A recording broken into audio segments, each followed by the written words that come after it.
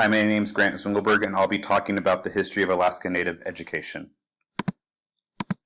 In this presentation, I'll be talking about the traditional Alaska Native education, the Russian contact, and the changing of education that came along with the Russian Orthodox Church, talk about the sale of Alaska and early Western education of Alaska Natives in the United States, and that will include the boarding schools and the assimilation policies of the U.S. Talk about the changing views of Alaska Native education, incorporating Alaska Native culture into the classroom, and Alaska Native culture camps and reconnecting with Alaska Native youth.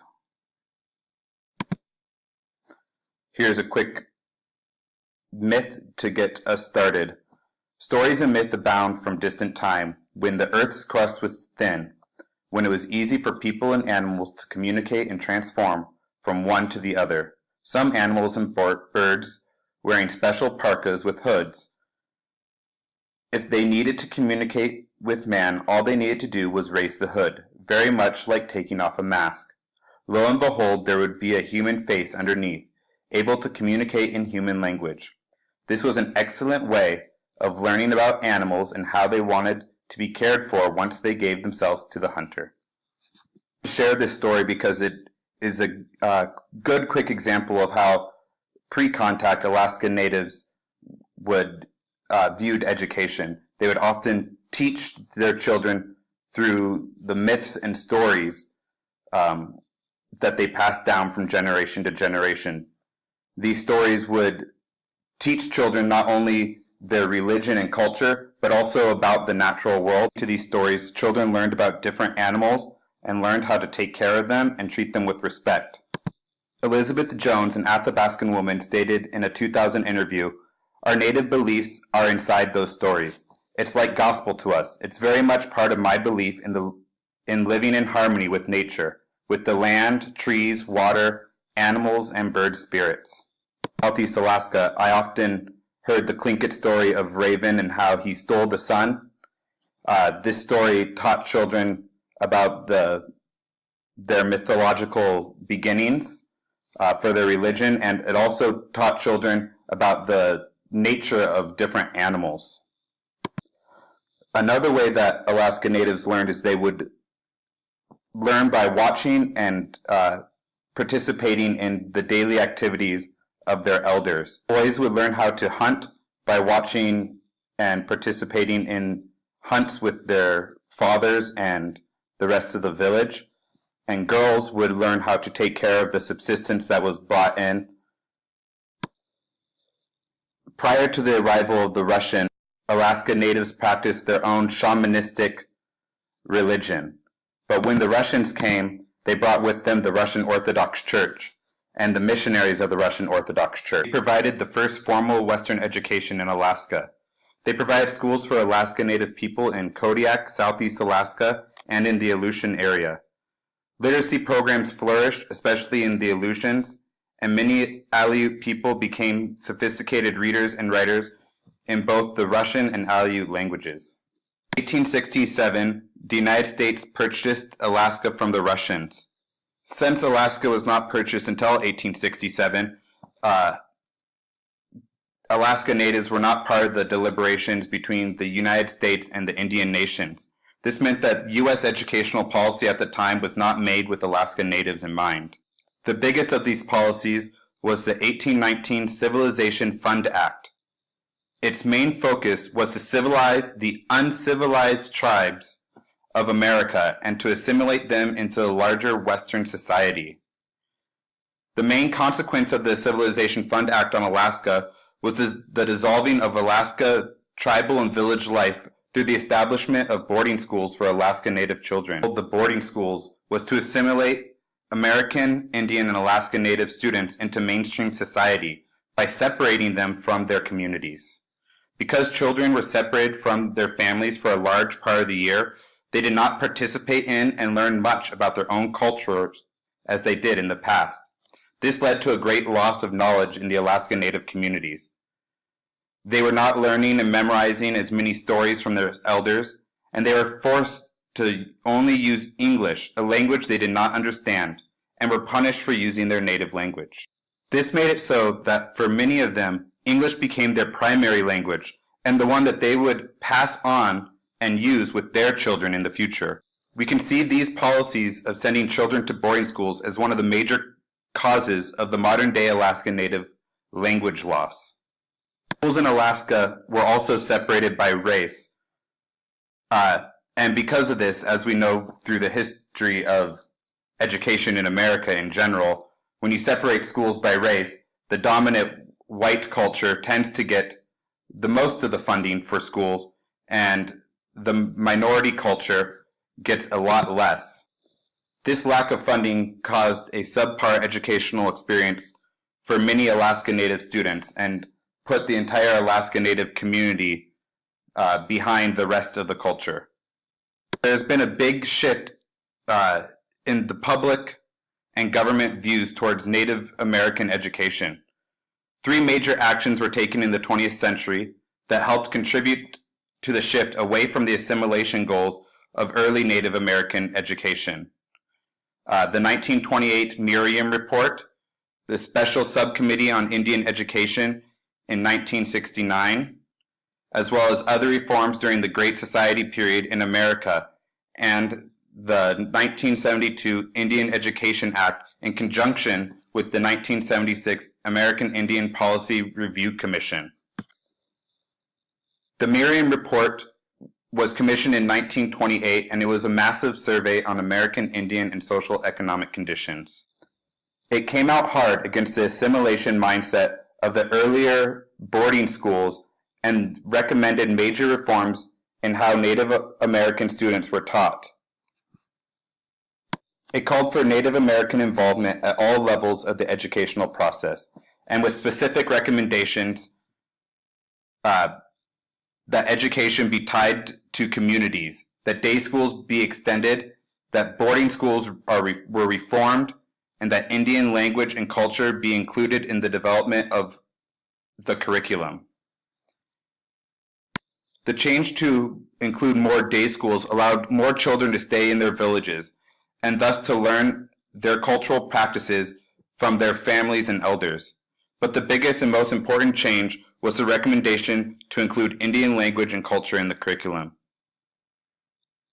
This report marks the beginning of the more inclusive, respectful type of Native American education that we see in modern day. More major reforms came in the 1960s and 70s during the Great Society era in the United States and as part of the U.S. War on Poverty. These reforms addressed the inequalities present across America and looked for ways to put all Americans on a more equal footing. It identified education as both a cause of and solution to poverty. What this meant for Alaska Native students was that their schools would get more adequate funding for resources and other educational programs. The next major reform came in 1972 with the passage of the Indian Education Act and followed in conjunction with the 1976 American Indian Policy Review Commission.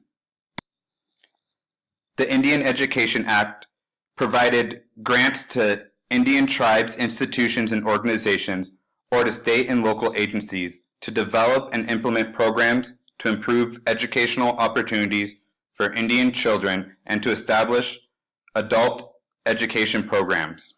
The Indian Education Act operated in conjunction with other earlier reforms and opted to create specialized educational programs directed at distinct student populations. There have been a variety of different reforms at all levels of government over the last 50 years that have followed this trend of a more inclusive and respectful environment for Native American and Alaska Native students. These initiatives include community-controlled schools, increased local control over state-sponsored schools, and independent freedom and cultural survival schools. Part of these initiatives also includes getting more Native American and Alaska Native teachers into the classroom and giving them more power to craft curriculum that directly links to their culture and incorporates their culture into the modern-day schooling environment. One example of this comes from the Rough Rock School in Arizona. they started the Rough Rock English Navajo Language Arts program. This was a group of Navajo teachers who were tasked with creating and developing a Navajo language curriculum. The great things about this program is that it put the power to implement change into the hands of the teacher. However, like many teachers in today's educational environment, the teachers in the RENLAP teacher study group felt that they were initially stifled by top-down policy changes. This happens a lot in education when trying to craft an educational policy for a select group of students like they were. It's important that teachers who are working with the community be allowed to craft the curriculum that they think is best for their students. They were able to fully implement their dual Navajo and English language program, and they saw great success. They saw annual gains in their kindergarten to third grade group, with an average of 12 percentage points gained in English reading comprehension.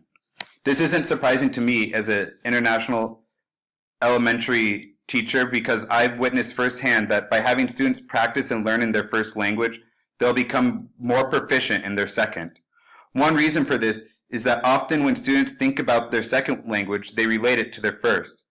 If they don't have a basic understanding of a concept in their first language, they will not understand it in their second. Another reason for these gains is that the students' culture was being respected and brought into the classroom.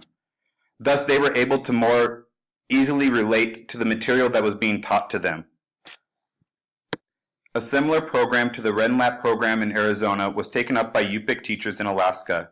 Unlike the RENLAP teachers, who were all at one school, these Yupik teachers were spread throughout 10 different schools and met regularly in order to develop their bilingual Yupik and English programs. These Yupik teachers were part of the cross-cultural educational development program at UAF called Exceed. For over a decade, first as students in Exceed and later as teachers, a small but growing group of Yupik teachers had ample opportunity to work with and discuss a wide variety of educational topics, including what it means to be a Yupik teacher in an alien institution, and whether it was possible to be a Yupik teacher. These Yupik teachers worked with the existing educational framework to develop a culturally sensitive and appropriate curriculum for their unique student base. In 1991, a case study was done of a Yupik teacher named Kapanik Sharp. Kapanik taught a lesson on beaver pelt art to his students. Kapanik did his best to balance the type of lesson planning taught in teacher prep programs with culturally appropriate responses to his students. When evaluating his students' art, Kapanik shows how to balance the two aspects of his class. He asks the student a question, and the student responds with an incorrect answer, but instead of correcting the student on the spot and showing them that they are wrong, like many non-Yupik teachers might do, Kapanik, in traditional non-confrontational Yupik approach, reinterprets the answer and asks the student if that's what they meant. This allowed the student to not feel bad about getting a wrong answer, while also allowing the student to feel successful in a culturally appropriate way. When Yupik teachers are teaching Yupik children and relating in a culturally compatible way in village settings, many of the so-called factors of minority school failure may be dismissed. Outside of the classroom, extracurricular camps taught by elders called cultural survival camps are popping up around Alaska. These camps teach children in a more pre-contact traditional educational environment. They teach Native Alaska children about their culture and heritage and teach cultural morals and values. These camps act as a stopgap to try to reclaim some of the culture that was lost during the horrific boarding school era of the U.S. Education for American Indians and Alaska Natives has gone through a lot of up and downs over the last 200 plus years. It went from sending students to boarding schools in an effort to assimilate them to a more culturally sensitive approach that tries to incorporate Native American and Alaska Native values and culture into the Western school setting. The system that we have now is far from perfect, but we are making great strides in the right direction. With the incorporation of more Native American culture into the classroom and an effort to get more Native Americans to become teachers, in their own communities, things will continue to improve.